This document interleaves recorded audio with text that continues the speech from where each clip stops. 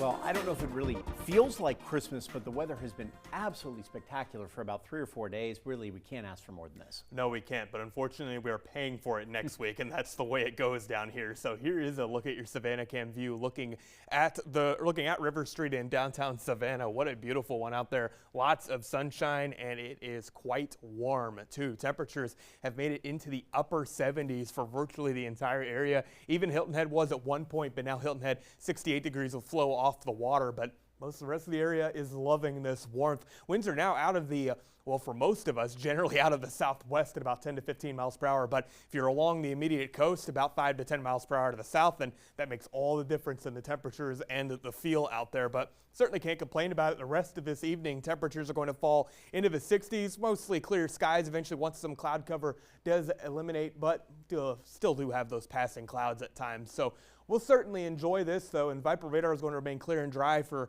the next couple of days, really, and we're going to really enjoy it Saturday. Starting off very mild in the 50s, highs get into the upper 70s to even, I say, lower 80s for a lot of you in the afternoon. The daily record at Savannah Hilton International Airport is 80 degrees from 2015, so we may tie or even break that in another mild and very comfortable evening once we get into the rest of your Saturday.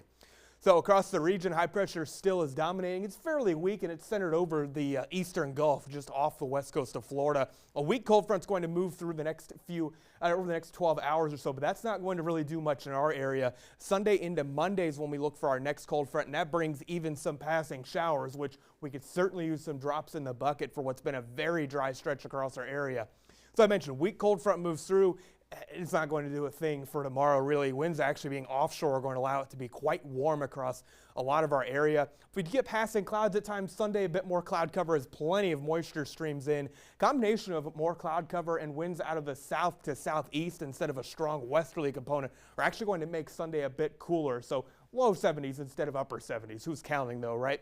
Now we go into Sunday, we'll have a cold front moving through the region. Strong southwest winds develop, and it will be another warm day. Monday we'll have upper 70s again. 20% chance of some passing showers, but most of the lift is going to be well to the north, and we're not going to be dealing with anything particularly heavy with rain. That cold front moves through, and big changes are on the way as we push towards the close of 2025. Lows in the 50s the next few days.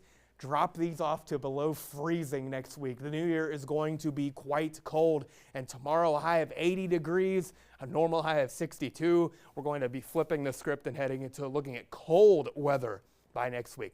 For tonight, a mild one's expected, partly cloudy skies at times, light winds do pick up a little bit tomorrow. Westerly winds are going to be in play for much of your day, nearing record highs possible in our area. 5 to 10 mile per hour winds are expected.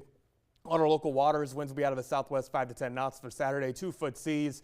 An extended forecast brings quite the shock. First of all, quite warm the next several days. Then we look for the shower chances Monday.